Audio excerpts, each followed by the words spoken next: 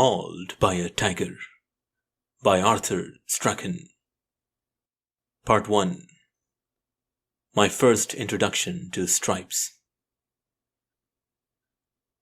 Of all my experiences of the big game animals of India, perhaps the one that made the greatest impression upon my memory was the occasion on which I saw, for the first time, a real live tiger at home in all the glory of its natural surroundings. Though this incident happened more years ago than I care to recall, every detail of the scene comes clearly before me as I write. Not merely because it was the first wild tiger I had ever seen, but also by reason of the beauty of the setting. On this, as on many subsequent occasions, no shot was fired, but I have still to come across the sportsman or woman who cannot appreciate to the full extent the beauties of such pictures, apart altogether from the point of view of the bag. I had been but a short time in Sylhet, when Wazir, the manager of a tea estate bordering the one of which I was in charge, sent me a note saying that one of his cattle had been killed by a tiger, and asking if I would care to watch over the carcass with him till dark. Though I had already sat up on several occasions and had once heard the beast I waited for close at hand, I had still to see this one of the finest of all God's creatures in its native haunts, so I at once accepted. I arrived at Wazir's bungalow early in the afternoon, and as we had some distance to go on foot, we left immediately for the scene of the kill. On the way, my companion informed me that he had not had a machan built as he had no intention of sitting on after dark. But as the victim had been pulled down in an outlying part of the estate, there was every probability of the bagh, or tiger, returning to it before then. On reaching the spot, the two workmen who had been posted to watch reported that nothing had occurred to disturb the vicinity, but no indication had been given as to the tiger's presence, so we proceeded quietly to inspect the dead beast. This proved to be a fine, powerful bullock, and the clean manner in which it had been done to death was evidence enough that a full-grown and experienced tiger had been responsible for its death. The carcass had been dragged to the edge of a swamp, where it was almost completely hidden by the broad leaves of the wild arrowroot plants that often grow in profusion in such situations. Here the hindquarters had been partly eaten, and the huge pug marks in the soft soil were additional proof that the quarry we hoped to bag was no youngster, but a beast of exceptional size, and the sight of them added considerably to my suppressed excitement. Tea bushes had been planted to the edge of the swamp on one side, while on the other, where the kill was lying, a hillock of perhaps 80 or 100 feet sloped steeply up, hiding the jungle in which, we presumed, the slayer of the bullock was lying in wait for his evening meal. This hillock had at one time been cleared, but now supported a patchy growth of scrub and a few scattered clumps of small bamboos. At the back of it, there was a road skirting the jungle, which the tiger would have to cross if our surmise as to his whereabouts proved correct. So we took up positions amongst the vegetation on the side of the hillock, from which we could command a good view of this road, and settled down to wait. A little more than a quarter of an hour had passed when, to our great annoyance, we saw a man running towards us, utterly regardless of the frantic signs we made to him to go back. As he drew nearer, it became evident that he was under the influence of a strong excitement not unmixed with fear, and on reaching us he gasped out that he had just seen the bagh, or tiger, glaring at him from a clump of bamboos on the other side of the hill. His excitement seemed to indicate that he was speaking the truth, so we followed him cautiously till he pointed out the clump in which he swore by all his gods that he had seen the tiger. The carcass of the bullock was lying within about 30 or 40 yards of this, so we, foolishly as it turned out, took up new positions amongst the tea bushes directly opposite the cover in which we believed the tiger was hiding, and within easy range of the kill. We sat with our eyes glued to that bamboo clump for about an hour without receiving the slightest sign that any animal was lurking within its shade. Not even a jackal put in an appearance, and the mosquitoes began to pay us rather marked attention.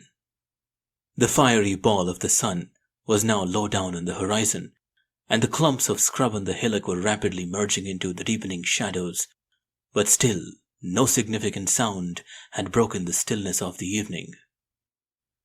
My companion and I began a whispered discussion as to the advisability of leaving before it became quite dark, and we had just decided to do so when something prompted me to look up.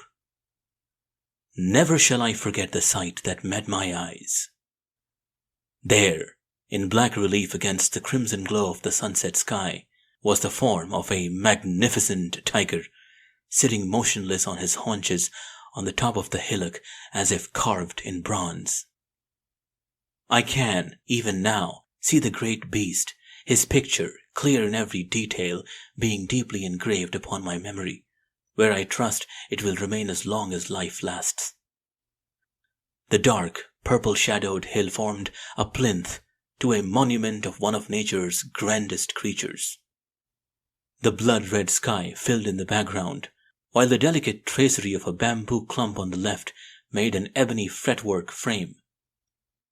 With the disappearance of the sun arrived the magic hour when the monument came to life. The splendid head swept slowly round in a searching survey of the country beneath him. At last, satisfied, apparently, that there was nothing in the vicinity likely to disturb him at his supper, he rose leisurely, stretched himself as a cat does on waking up from sleep, and then opened his mouth in a cavernous yawn. All his movements up to now had been clearly defined against the sky, but as he came towards us on his way down to the kill, his form was lost amongst the dark shadows of the secondary growth in which he moved. Caution was now discarded, and he crashed through the scrub in evident haste to get to business. Not once did he stop till he reached the remains of his victim.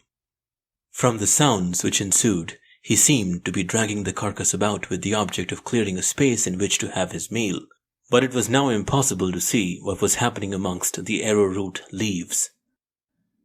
It was not difficult to hear, however, and a few moments later, the crunch of his great teeth tearing at flesh and bone announced that he had commenced his repast.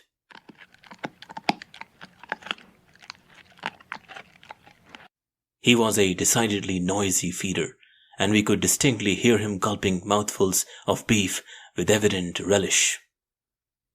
Owing to the rapidly increasing gloom, there was now no prospect of a certain shot, and as a hungry tiger is not the pleasantest of neighbors in the dark, we decided to leave him in undisturbed possession. Though we could not see him, there was no doubt but that he could see us the moment we stood up. At once all sound ceased, and for a second or two there was profound silence. This was broken by a low, gurgling growl, which gradually increased in volume till it became a defiant roar.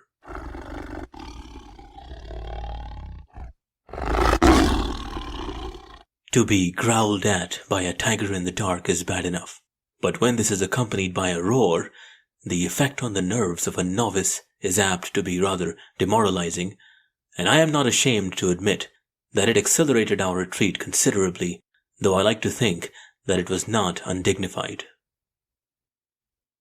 Wazir went back to investigate next day, and discovered from the tracks that the beast had crossed the road almost exactly opposite the spot where we had originally taken up our positions, and his pug marks were found within a yard or two of the place where we had been sitting before the man had induced us to change. Part 2. My first tiger. It was about midday on the 24th of one December that a breathless and excited man appeared before me and gasped out the words, "Sahib, cheetah bagh," or "Sir, leopard." When he had regained his breath sufficiently to be able to tell me what had happened, He said that while grazing his cattle at the jungle edge, a leopard had sprung upon and killed a calf. On being questioned as to whether he was sure it was a leopard, he replied that not only had he seen it, but had thrown stones at it till it had left its victim. His looks belied the latter part of his statement, but convinced me that his story was worth investigating. So I sent him on to the bungalow for my rifle and ammunition. On his return, I accompanied him to the spot where he said the leopard had disappeared. This was a secluded hollow, triangular in shape, on two sides of which were high hillocks planted with tea, whilst the jungle, consisting of some bamboos and long grass, formed the base. Here, lying within a yard or two of a deepish drain, which skirted the jungle, was a half-grown cow, freshly killed and still warm, with the blood slowly oozing from deep, punctured wounds in the throat. And I had no reason to doubt that a leopard had been the culprit, though these animals were rather scarce in this particular district. The absence of a suitable tree precluded the possibility of a machan, but as the tea bushes would provide excellent cover, I decided to sit amongst them later in the afternoon. The only precaution necessary was to arrange for the usual watchers to be posted to prevent the vicinity being disturbed. Returning shortly after 3 p.m., armed with a .405 magazine rifle and my 12-bore fowling piece, for which I had an ample supply of ball and slug ammunition, I took up my position on the face of one of the hillocks, about 15 or 20 yards from the kill. The watchers had nothing to report, so I sent them out of sight and told them to keep inquisitive locals well away from the neighborhood. An hour passed, and nothing had occurred to disturb the stillness of the jungle. Then a jackal slunk nervously through the tea plantations in the direction of the dead calf. With tail tightly tucked between its legs, abject fear was depicted in its every movement. The prospective meal seemed to act as a magnet, attracting it against its better judgment. With hesitating steps, crouching body, and ears laid back to catch the slightest sound, it gradually approached the carcass, keeping its eyes glued to the jungle. Even when it reached the body of the calf, it was some time before it could summon up sufficient courage to attempt to satisfy its hunger, and it fidgeted from side to side, peering into the bamboos to make sure that its autocratic provider was nowhere in the near neighborhood. When at last it had satisfied itself on this point, it commenced to tear at the flesh with feverish haste, its nervous dread being made apparent by the frequency with which it started back, as if momentarily expecting the slayer to spring out and assert its rights. After gulping a few mouthfuls in this spasmodic fashion, a slight rustling sound proved too much for its slender stock of courage, and it bolted incontinently, disappearing without once stopping to look around. A moment later, my pulse beat fast in expectation, when I noticed the grass immediately behind the kill swaying gently as some animal forced its way stealthily through it. Tightening my grip on the rifle, I slowly raised it to the ready and waited with fiercely thumping heart for the leopard's head to appear, as I felt convinced that it was responsible for the movement. Nearer, nearer to the edge it came. I brought the sights of the rifle to bear on the spot where the head would come into view, while my forefinger itched at the trigger. At last the jungle parted. I glanced along the barrel, and my eye rested not on the head of a leopard as I expected, but on the pointed snout of a huppa, or large civet cat, that had literally followed its nose in the hope of a meal. Another quarter of an hour passed, and shadows were lengthening as the sun neared the horizon. Suddenly, a jungle cock rose from the bamboos opposite with a loud whir and cackle of alarm, obviously startled by some animal on the move. The faint clang of the bell ringing in the workers at 5 o'clock had just reached my ears, when some slight movement on the shoulder of the hillock to my left attracted my attention. I expected nothing from this direction, but slowly turned my head and was immediately thrilled with intense excitement by the sight that met my eyes. There, peering over the tops of the tea bushes, was the round, striped head of a tiger, apparently gazing intently at my topi, or cap, which I had omitted to remove, as I should have done, as it was barely hidden by the bushes amongst which I was sitting. Scarcely daring to breathe, lest the piercing scrutiny of his yellow eyes should detect even that slight movement, I returned his stare for several seconds, till at last he appeared to be satisfied that the strange-looking object need not be feared. Then he turned towards the kill. Advancing with the utmost caution till the whole of his beautiful body was exposed to view, he then sat down on his haunches for a final survey. As he sat thus, within 30 yards of me, he offered a splendid opportunity for a shot. Waiting till his head was turned from me, I carefully raised the rifle till the sights covered his shoulder and steadily pressed the trigger. Nothing resulted save a sharp click. Never shall I forget the moment when I realized that the cartridge had missed fire, thanks to my own carelessness in not closing the breech properly, as I afterwards discovered. Like a flash, the tiger turned his head. Again, those inscrutable eyes were fixed in an unwinking stare upon my accursed helmet. Fortunately, I had the presence of mind to remain absolutely still, breathing a fervent prayer that he would not take fright and disappear. For a few moments, I thought he was making up his mind to come over and investigate. Would he never turn his head away? The strain of holding the rifle in one position for so long was beginning to tell on my arms, and I was afraid that I should betray my presence by shaking the branches off the bushes in front of me. At last, the thought of a meal apparently induced him to cast suspicion to the winds and roused him to action, for he stood up and gave me an opportunity to lower my useless weapon. He shook himself, then commenced to walk, with the slow and stately steps peculiar to his kind, down towards his victim, for he, undoubtedly, was the slayer of the calf. The sight was a most impressive one, and infinitely grander than to see one of these magnificent beasts cooped up in the cramped confinement of a cage. His beautiful coat, smooth and glossy as velvet, showed to the best advantage the ripple and play of the huge muscles beneath.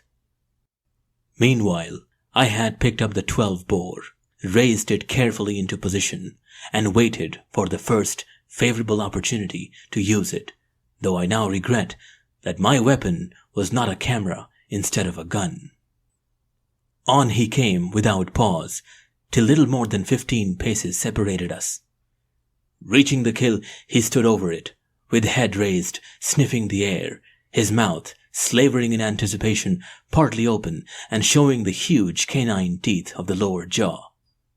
His body was turned at an angle towards me, making the shoulder shot impossible, so I aimed, as steadily as the intense excitement of the moment permitted, at the base of the neck, and pressed the trigger once more. There was no misfire this time, and at the report the beast collapsed, without uttering a sound, and apparently dead, into the drain beside which it was standing. Being young and inexperienced, I was already congratulating myself on having bagged my first tiger so easily, when almost before I had time to realize what was happening, he struggled to his feet and without a second's delay bounded into the long grass. As I snapped the remaining barrel at him, I had a momentary glimpse of his ringed tail, waving me goodbye as he disappeared from view. Every big game hunter knows the feeling of intense disappointment occasioned by the sight of a wounded animal escaping. To lose a tiger in this way is the bitterest pill the sportsman in India can have to swallow, but especially in this case when it is the first he has had a really good opportunity of bagging. However, nothing more could be done that night. It was now too late in the afternoon to think of following him, so I returned to the bungalow with a heavy heart. The following morning, which was Christmas Day, I picked out a few of my pluckiest workmen, one of whom was also an expert tracker, and when the cold weather mist had risen at about 10 a.m., we set off on what proved to be a long, arduous, and decidedly thrilling quest. On reaching the spot where the tiger had disappeared the evening before, I was surprised to find that the kill had been visited during the night by a second tiger, which after eating the greater part of the hindquarters had dragged the remainder into the jungle. We soon picked up the tracks of the wounded animal, and those of the other were also plainly visible in the soft soil of a swamp through which both had gone. Soon after leaving this, the stricken beast had either fallen or lain down in a clump of dwarf bamboos. These the poor brute in his agony had apparently caught between his teeth, splintering and tearing them into ribbons. He seemed to have passed the greater part of the night here, as the blood was still wet on the leaves, and this led me to hope that he had not the strength to go far. Though for the time being the tracks were plain, the going was most trying, as he seemed to have picked out the thickest cane brakes he could find, and at times it was only possible to follow on hands and knees.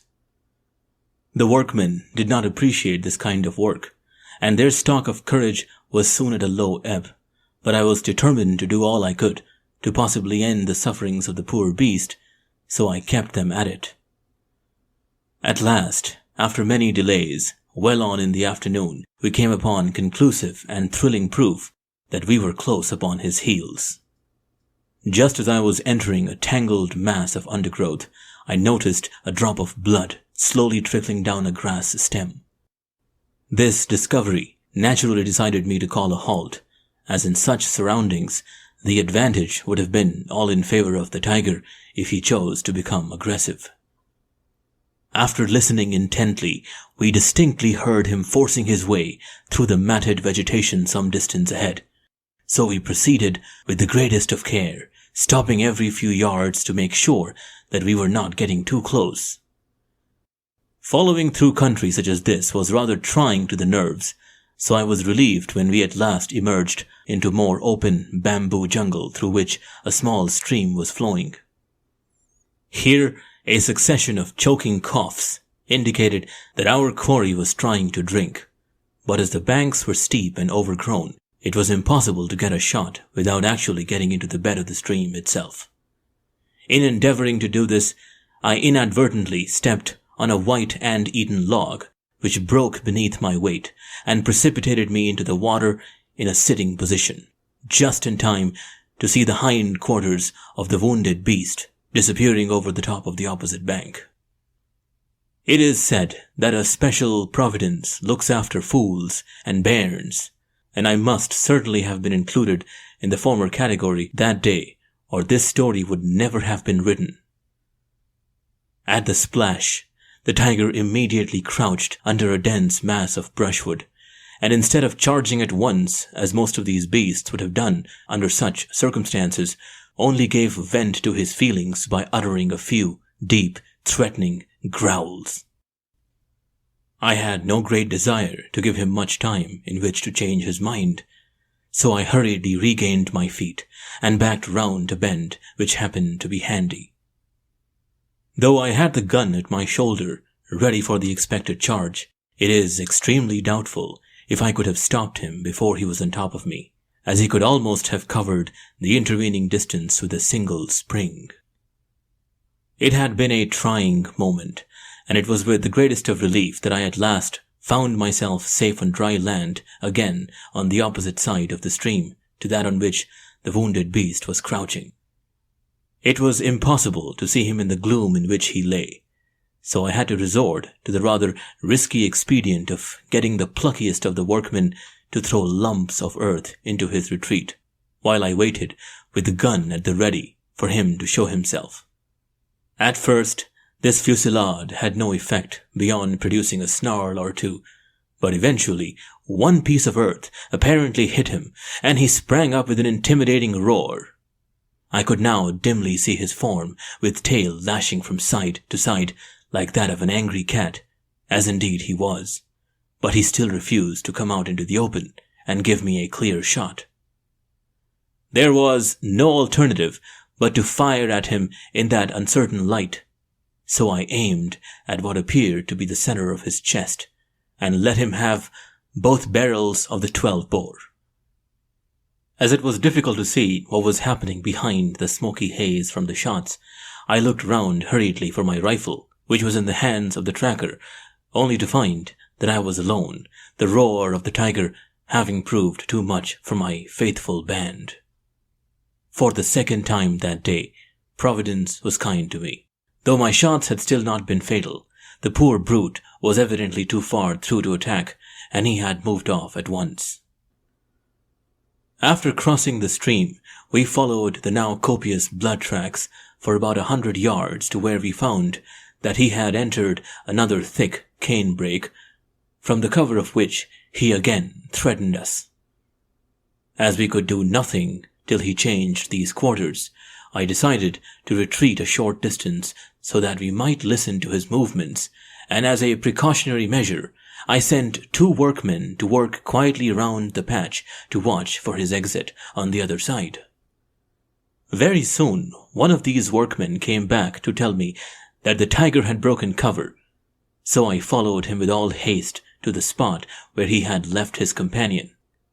On reaching the latter, he pointed excitedly to a bamboo clump some 20 yards away, and there, for the first time since the evening before, I saw the slayer of the calf clearly in the open. He was standing broadside onto me, obviously very far through, and I was thankful to be able to end his sufferings with a shot behind the shoulder. It was by this time nearly 5 o'clock in the afternoon, and as we had been following the trail since 10 a.m., we were all tired and hungry, so there was general rejoicing at the successful termination of the adventure, which had been, at times, perhaps rather too thrilling.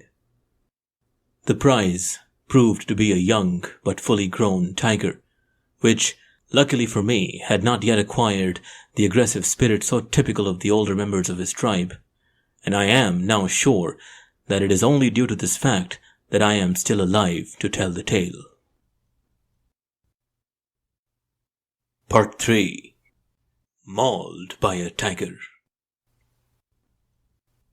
In the 3rd year of my residence in Sylhet, a man was killed on a neighboring estate, and the evidence pointed to the fact that a tigress with small cubs was the culprit, as the body of the victim had not been touched after death.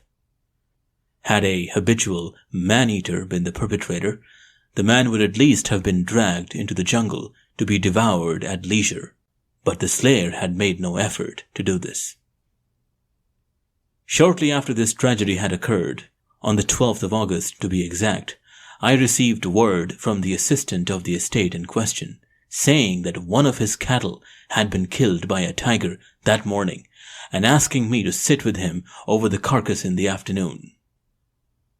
He was new to the game, having come out from the old country but a short time before, and as he had never seen a wild tiger in his life, I at once decided to accept. I was the more willing to do so, as the path on which the plantation workman had been killed on his way to Bazaar also led to his garden, and I believed that by sharing his vigil I might have an opportunity of avenging the man's death. Little did I dream that my decision was to affect the whole of my future life, or that it was to result in bringing my opportunities for seeing these fine beasts in all the beauty of their natural surroundings to a sudden and violent end. It was about 4:30 p.m. when I arrived at the estate assistant's bungalow, and at once proceeded with him to the scene of our prospective vigil.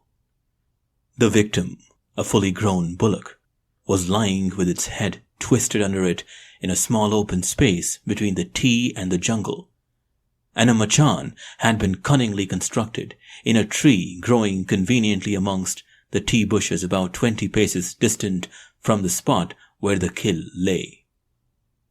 We lost no time in climbing to this vantage point with as little noise as possible, as it was quite likely that the tiger might be in the immediate vicinity at this late hour in the afternoon. Our platform was some 15 feet from the ground and commanded an excellent view of all approaches to the kill, besides the carcass of the bullock itself. We had brought cushions and settled down in comparative comfort.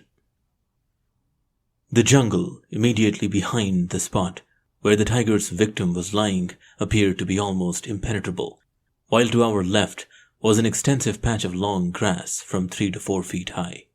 It looked likely country for the tiger to return before dark, and we were hopeful of at least obtaining a shot. Every detail of the scene is deeply engraved upon my memory, and the whole sequence of events passes vividly before me as I write. On the neighboring trees, a large number of vultures had already collected, and were sitting patiently, awaiting the lead of the most venturesome to commence their meal. The faint, distant voices of the estate workmen returning to the lines after finishing their various tasks could be distinctly heard, while from the lines themselves the barking of a pariah dog, mingling with the spasmodic beat of the inevitable tom-tom, was clearly wafted to our ears on the evening air. A couple of crows paid a brief visit of inspection, but finding the skin of the carcass still unbroken and too tough for their beaks to penetrate, they soon went off in quest of a more manageable meal. The sun was rapidly nearing the horizon, and the dead bullock was already in shadows before the first vulture ventured to descend, and its example was immediately followed by others, and in just a few minutes the kill was completely blotted out by a seething, squabbling mass of the loathsome birds. Fighting, chattering, and tearing whenever they could obtain a hold on some part of the bullock's anatomy, they would soon have stripped it to the bones had the noisy feast been allowed to go on unchecked. But this was not to be. Suddenly, from the black shadow at the jungle edge, a dark, sinister form sprang clear into the midst of the struggling birds. In absolute silence, like an avenging monster from the lower regions, it came, scattering the noisy rabble in the utmost confusion. There was a roar of flapping wings as the vultures frantically endeavored to rise out of reach of the death-dealing paws, and in less time than it takes to tell, a few quivering bodies were all that remained of the hideous throng, the survivors having completely disappeared. The whole incident happened so quickly that for the moment the assistant and I scarcely realized that the tiger had actually appeared on the scene. But it did not take us long to appreciate the fact. There, within 20 yards of where we sat, stood the unmistakable form, broadside on, with head raised and its tail twitching from side to side. It appeared almost black in the last remnant of the rapidly fading daylight. Whispering to my companion that this was our opportunity, we raised our weapons simultaneously. Aiming as nearly as I could judge in the dim light at the angle of the shoulder, I pressed the trigger. I was not conscious of any report from the assistant's gun, and I discovered afterwards that he had not fired at all, as he had forgotten to release his safety catch. At my shot, it seemed as if pandemonium had suddenly been let loose upon us. With a succession of the most terrifying roars, the tigress, as it proved to be, came rapidly straight towards our tree in a series of somersaults, and roaring like a fiend incarnate all the time. It was evident that she was severely wounded, but by the time I had picked up the 12-bore, which was beside me, loaded with ball and slugs, the stricken beast had passed under our platform where it was impossible to get another shot at her. The last we saw of her that night was as she fell head over heels into the long grass on our left, and as the uproar suddenly ceased, we surmised that she must have dropped dead. After waiting for some considerable time, during which she had made no sign to indicate that she was still alive, we descended from our perch, not without misgivings that she might still have sufficient vitality left to charge. It was now almost dark, and such a predicament would have been decidedly unpleasant, so in our descent we took very good care to advertise our movements as little as possible. On reaching the ground, we listened intently, and not without a certain amount of trepidation, for any sign of life. But as none was forthcoming, we were of the opinion that she must have dropped dead. However, as it is folly to take risks by remaining in the vicinity of a wounded tiger that you do not positively know to be incapable of doing damage, we quickly slipped away to a healthier neighborhood. Of course, nothing more could be done that night, but on the way back to the assistant's bungalow, we arranged our plan of action for the morrow. It was decided that we should ask Leonard, who was one of the best rifle shots in the district, to accompany us, as he had had experience of this dangerous sport. Though all the evidence seemed to indicate that the beast was past doing damage, there was always the possibility that the wound was not as severe as it had appeared to be, and it was essential that we should be prepared for such a contingency. We also arranged for a gang of 10 workmen to be ready at 9 a.m. to act as trackers or beaters in case of need. By that hour, on the 13th, mark the date, ye superstitious, the 3 of us met at the assistant's domicile and at once set off for the scene of the action, each accompanied by his pet shikari to act as gun-bearer. My gun-bearer's name was Tikka, and my battery consisted of the .405 magazine rifle and the 12-bore that I invariably used for this sort of work, and in whose stopping power I had every confidence.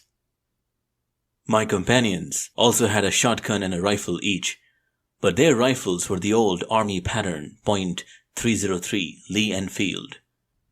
On the way we picked up our band of trackers, each of whom carried a large dha, or a chopping knife, with which to cut our way through the jungle, though we devoutly hoped that these would not be necessary.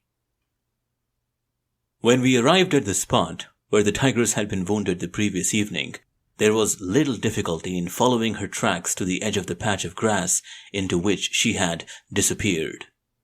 Apart from the well-defined road she had made during her struggles, there was a good deal of blood spattered on the leaves and branches of the tea bushes through which she had gone. Before entering the high grass, we took the precaution of making the workmen bombard the spot where we thought the beast had fallen with lumps of earth and stones, while the 3 of us stood with our guns at the ready in case of a charge. There was no response to this fusillade, so we proceeded cautiously behind my man, Tikka, who was slowly following the spoor under cover of our weapons. Both the assistant and I felt sure that we would find the tigress lying dead at the spot where she appeared to fall the night before.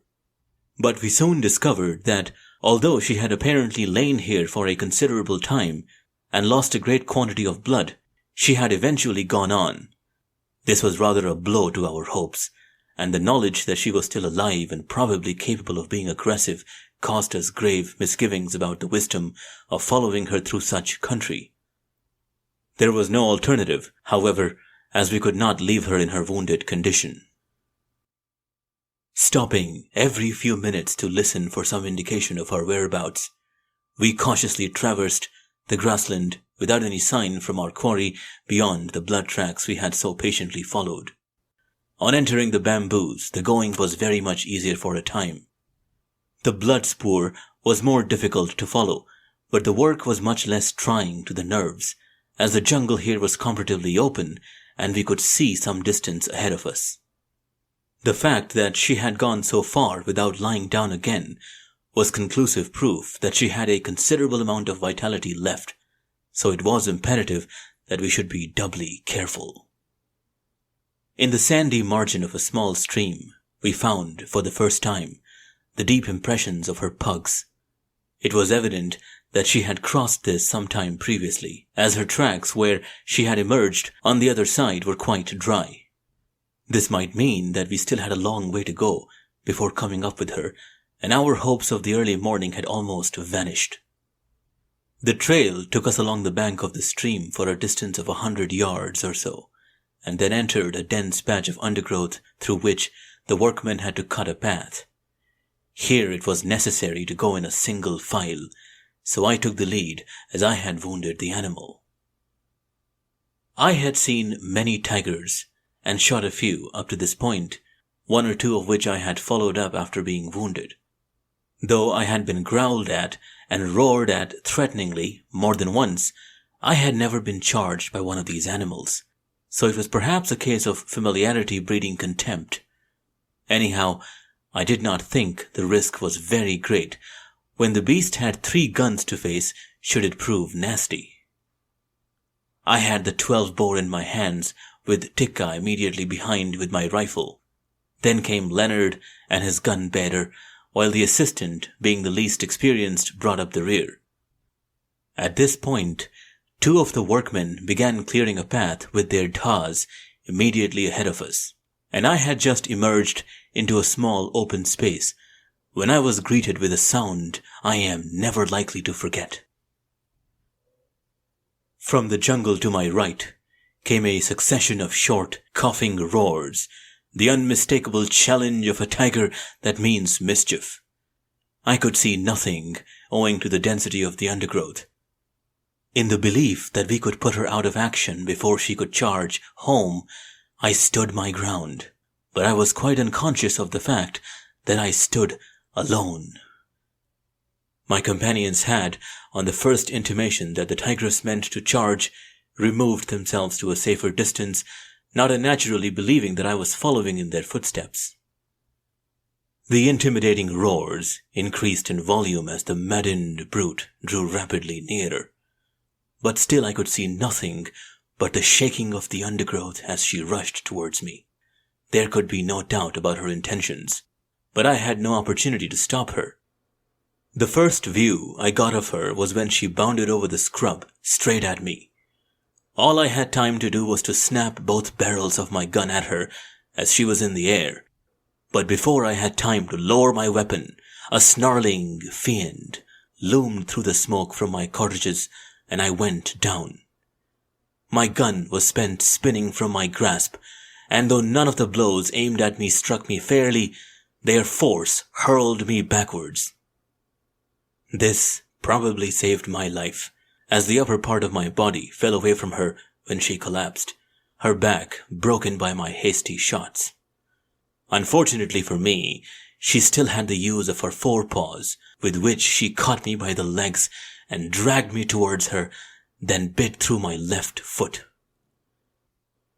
It has been said that in moments such as these, all the sins and omissions of one's past life flash through the brain.